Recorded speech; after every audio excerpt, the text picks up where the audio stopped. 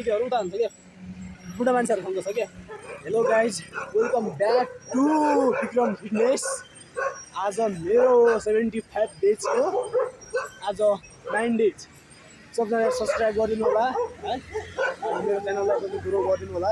मैले चाहिँ आफ्नो मेहनत चाहिँ लगातार हालिरहने छु, त्यसमा कसैलाई केही मत छैन। मैले सके जति सबै हालिदिन्छु के। बस मलाई यो मान्छेहरूको अगाडि गर्नु छ क्या। अब सामाजिक सञ्जालबाट कसरी सदुपयोग गर्न सकिन्छ भन्ने कुरा मैले प्रमाणित गर्नुपर्ने छ कि। जिरोबाट मैले सुरु गर्छु, अब जिरोबाट।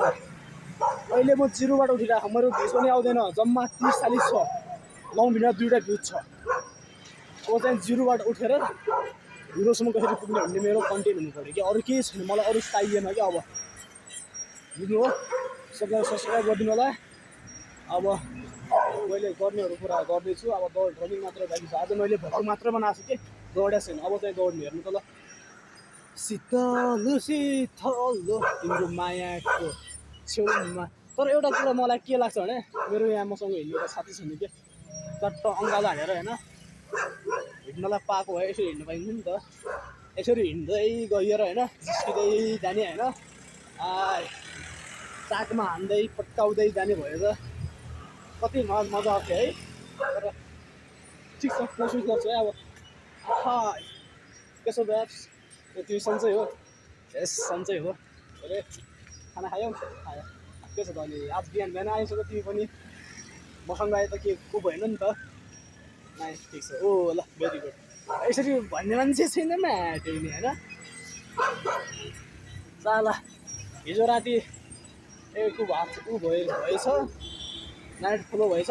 बिहान उठ्दाखेरि अलिकति गाह्रो भएको है, त्यही भएर हो। नाइट फ्लो भएपछि यस्तै हुन्छ क्या। अब भ्लगिङ गर्न पनि आउनै पऱ्यो, त उठ्न मन लागिरहेको थियो नि, हात दुखिरहेको छ। अब यो नाइट फ्लोको कारणले गर्दा नआठुने यस्तो हुन्छ क्या हातहरू। ल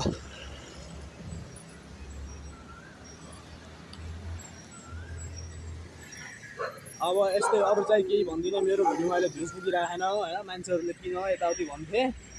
दादाहरूले सपोर्ट गरिरह, सबैजनाले सब्सक्राइब गरिदिनु होला। अरू के होइन, जिरोबाट उठेर हिरोसम्म पुग्ने मेरो रहर छ। फेसबुकमा भयो, युट्युबमा भयो, अनि टिकटक, इन्स्टाग्राममा भयो, सबमा। बस सब्सक्राइब गरिदिनु होला। मैले पुसअपहरू सबै लास्टमा हाल्छु, सेटअपहरू। अहिले अब पुसअप भन्ने यहाँ ठाउँ छैन, यसमा कहाँ हान्ने। अब एक्सर्साइजहरू गर्दै गर्छु। यहाँबाट तलबाट माथि आउने, अब यहाँबाट जाने घर। यता ठ्याक्क पशुपति भयो, अहिले चाहिँ मानेश्वर जाने बाटो।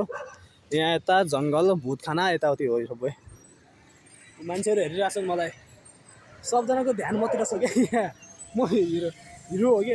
उताबाट मान्छेहरू छन् होइन, म देखाइदिन्छु है ल, जुम गरेर। त्यहाँ 3वटा त्यो मान्छेहरू छन्, तिनीहरू मलाई हेरेछन् के गरिरहेछौ भनेर। उनीहरूलाई थाहा छैन म भ्लग बनाउँदैछु भन्ने कुरो। उनीहरू पनि बिहान उठेर आछन् यहाँ होइन। मसँग आउने भनेको जम्मा न 100मा ल 10% मान्छे होला नि यहाँ आउने।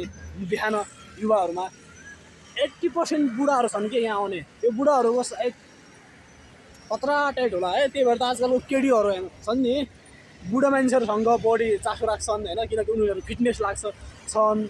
अब हामी केटा मान्छेसँग न फिटनेस छ न केही छ। अब बुढा मान्छेसँग त के छ, फिटनेस गरिरहन्छन्, खानापिना खाइरहन्छन्, चिया खुवाउने यताउति हुन्छ। त्यही भएर आजकलको केटीहरू उता हुन्छ क्या, बुढा मान्छेहरूसँग छ क्या। अब यहाँ हेर्नु त्यहाँ माथि बुढाहरू छ कि सबै यहाँ। म बिहान 4 बजे आउँछु, त्यो बुढा हाम्रो बाजे हजुरबुवाहरू चाहिँ बिहानै उठेर हुन्छ। ल म त अचम्म लाग्छ कि 5 बजे आउनु न तपाईँ। हामी त युवा हो, हामी त अहिले आउँदा पनि हुन्छ। एक्सर्साइजहरू गरेर खानु उता बुढा मान्छेहरूले। अनि उनीहरूले नि आजकल के हो ल। हस्, धन्यवाद।